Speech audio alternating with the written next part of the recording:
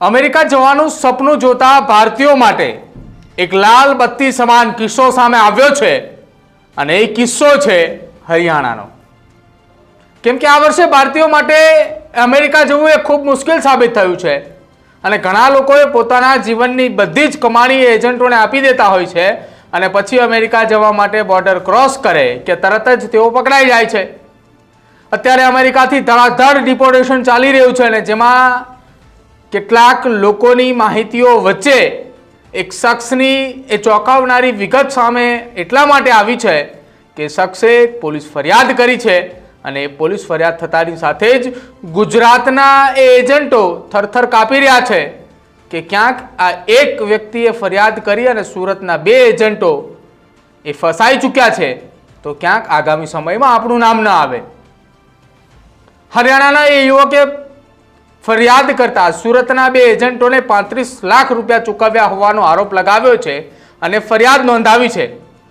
હરિયાણાના યુવકે કીધું કે અમેરિકા પહોંચાડવાનું કહીને મારા પાસે મને લૂંટી લેવામાં આવ્યો છે, મારી સાથે ફ્રોડ થયું છે અને મને ઘણો ત્રાસ પણ આપવામાં આવ્યો છે।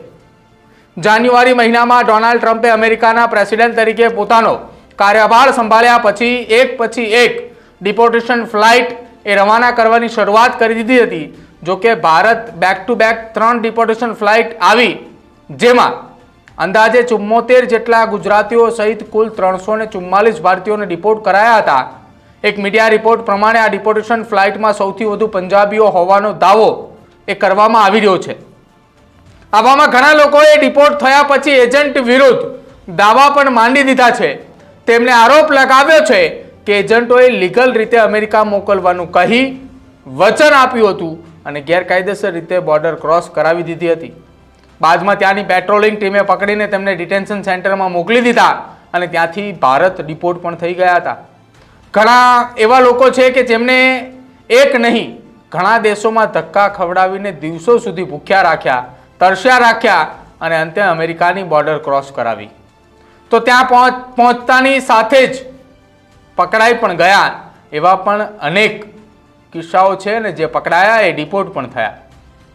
એવી સ્થિતિમાં પણ ઊભા થઈ ગયા હતા કે જ્યાં એજન્ટોને 35 લાખ રૂપિયા આપ્યા છતાંય એ ગેરકાયદેસર રીતે અમેરિકા જવું પડ્યું। એજન્ટોએ 35 લાખ રૂપિયા લઈને જંગલોમાં ભટકાવ્યો એવો એક શખ્સે આરોપ લગાવ્યો છે કે હરિયાણાના જ એક શખ્સે સુરતના બે એજન્ટો પર આરોપ લગાવ્યો અને તેને કહ્યું કે મને અમેરિકા મોકલવાનો વાયદો કરીને એજન્ટોએ 35 લાખ રૂપિયા બચાવી લીધા।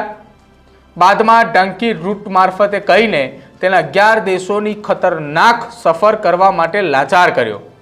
આ સફર દરમિયાન તેને ઘણા જંગલોમાંથી પસાર થવું પડ્યું અને તેને આ સમયે કહેવાય છે કે ઘણા દિવસો સુધી કેદમાં પણ રહ્યો અને એવો પણ દાવો તેને કર્યો કે તેને મારવામાં આવ્યો। અમેરિકા પહોંચતાની સાથે જ તેની ધરપકડ થઈ ગઈ અને જાન્યુઆરી 2024માં આ શખ્સની મુલાકાત એ સુરતના એજન્ટ સાથે થઈ જેમાં એજન્ટે દાવો કર્યો હતો કે તે ઘણા લોકોને અમેરિકા મોકલી ચૂક્યો છે। આ શખ્સને પણ એજન્ટે વાયદો કર્યો કે જો તે 35 લાખ રૂપિયા આપી દેશે તો તેને પણ અમેરિકા સુરક્ષિત રીતે પહોંચાડી દેવામાં આવશે। જો કે આટલી બધી રકમ હરિયાણાના શખ્સ પાસે ન હતી એટલે તેને 2 પાર્ટની અંદર પેમેન્ટ આપવા માટે વિનંતી કરી અને એજન્ટે પણ તેની વાત માની લીધી। પહેલા પાર્ટમાં એજન્ટને 20 લાખ રૂપિયા ચૂકવ્યા અને મે 2024માં બીજા પાર્ટની અંદર 15 લાખ મળીને કુલ 35 લાખ રૂપિયા ચૂકવી દીધા હતા અને હવેથી આ હરિયાણાના શખ્સની ખતરનાક સફરની શરૂઆત થઈ।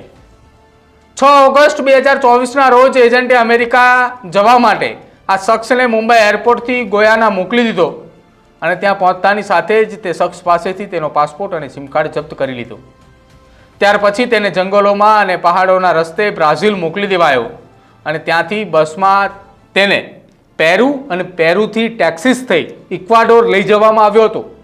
ઇક્વાડોરમાં તેને 25 દિવસ સુધી એક અજ્ઞાત જગ્યા ઉપર બંધ રાખવામાં આવ્યો અને ત્યાં એવો પણ તેને આરોપ લગાવ્યો કે ઇક્વાડોરથી આ શખ્સ મને કોલંબિયા મોકલી દીધો હતો જ્યાં તેને મોન્ટેરિયા સિટીમાં 4 મહિના સુધી અલગ અલગ જગ્યા ઉપર ભટકવું પડ્યું અને કેટલાક સમય માટે તો કેદ પણ રહેવું પડ્યું। હરિયાણાના શખ્સે એવો આરોપ પણ લગાવ્યો કે આ બધા ખરાબ અનુભવો થયા પછી એ વ્યક્તિએ જ્યારે પૈસા પાછા માંગ્યા તો એજન્ટોએ તેને જાનથી મારી નાખવાની ધમકી પણ આપી દીધી હતી અને થોડાક દિવસ પછી પણ તે એ અમેરિકાના સિટીમાં લઈ જવામાં આવ્યો, જ્યાં 10 દિવસ સુધી એક અજ્ઞાત જગ્યા ઉપર તેને રાખવામાં આવ્યો અને એ 10 દિવસ દરમિયાન તેને ઘણીવાર માર પણ મારવામાં આવ્યો. હરિયાણાના શખ્સ સાથે અમેરિકામાં જતા પહેલા જ આટલી બધી ઘટનાઓ બની હતી. ત્યાર પછી તેને કોસ્ટારિકા, હોન્ડુરાસ અને નિકારાગોવા થતા ગ્વાટામેલા મોકલી દેવામાં આવ્યો અને ત્યારબાદ ગ્વાટામેલાથી તે અમેરિકામાં પહોંચવાનો હતો. હવે અમેરિકામાં પહોંચતા જ તેના કિસ્મતના પાસા પલટાઈ જશે એવું તે વિચારી રહ્યો હતો, પરંતુ ગ્વાટામેલામાં 15 દિવસ રોકાયા પછી હરિયાણાના આ શખ્સને મેક્સિકો સિટીથી એક હોટલમાં રખાયો.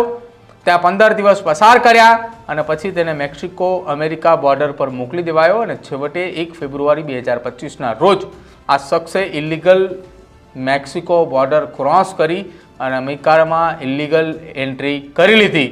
પરંતુ અમેરિકાની અંદર એન્ટ્રી કરતાની સાથે જ એની મુશ્કેલીમાં વધારો એ થયો કે અમેરિકન પોલીસે બોર્ડર પર જ તેની ગેરકાયદેસર એન્ટ્રી લેવાના આરોપમાં ધરપકડ કરી લીધી અને ત્યાં તેને 2 સપ્તાહ સુધી રાખ્યા બાદ 16 ફેબ્રુઆરીના રોજ ડિપોર્ટ કરી દીધો. તેની ડિપોર્ટેશન ફ્લાઇટ અમૃતસર પહોંચી અને પછી તે અમૃતસરથી પાણીપત પરત ફર્યો અને પાણીપત પરત ફરતાની સાથે જ તેને પાણીપત પોલીસ મથકે એ સુરતના 2 એજન્ટો ઉપર ફરિયાદ નોંધાવી અને ફરિયાદ નોંધાવી તેના તમામ પોતાની આપવીતી જણાવી અને આપવીતી જણાવતાની સાથે જ હરિયાણાની પાણીપત પોલીસે ફરિયાદ નોંધી અને તપાસનો ધમધમાટ શરૂ કર્યો છે. એક તરફ હરિયાણાના પાણીપતની અંદર સુરતના 2 એજન્ટોની સામે ફરિયાદ નોંધાઈ તપાસનો ધમધમાટ શરૂ થયો અને ગુજરાતના એજન્ટો એ ભૂગર્ભમાં ઉતરવાની શરૂઆત થઈ ચૂકી અને એક બાદ એક એજન્ટો ભૂગર્ભમાં ઉતરી ગયા. હાલ કોઈ એક વ્યક્તિ એમ કહે કે અમેરિકા જવું છે તો એજન્ટ એ ખુલીને બહાર પણ નથી નીકળી શકતા, કેમ કે એમને ભય છે કે પંજાબ અને હરિયાણા પોલીસ તેમની ધરપકડ ન કરી લે. તમારું શું માનવું છે હરિયાણાના શખ્સની સફરને લઈને? કેમ કે સ્વપ્નાની નગરી એ જોવા માટે 11 દેશોનો ખતરનાક પ્રવાસ કરી એ અમેરિકા તો પહોંચ્યો, પરંતુ જે રૂપિયા ખર્ચીને તે અમેરિકા પહોંચ્યો તેમજ તેને સીધો જ અમેરિકાથી અહીંયા ડિપોર્ટ પણ કરાયો. તમારું શું માનવું છે ઇલીગલ જતા નાગરિકોને લઈને? તે પણ ખાસ અમારા કમેન્ટ સેક્શનની અંદર જણાવજો અને હરિયાણાના આ શખ્સની વેદનાને લઈને તમારું શું માનવું છે તે પણ અમારા કમેન્ટ સેક્શનની અંદર ખાસ જણાવજો. અને જો તમે પણ આ જ પ્રકારનો ભોગ બન્યા હોય તો જરૂરથી અમારો સંપર્ક કરજો. અમે પણ તમારી વાત લોકો સમક્ષ મૂકશું, જે ત્યાં કારણે ગેરકાયદેસર જતા અમેરિકા એ ભારતીય એ ગુજરાતીઓ લોકો ચેતી જાય. જોતા રહેજો ન્યૂઝરૂમ. નમસ્કાર.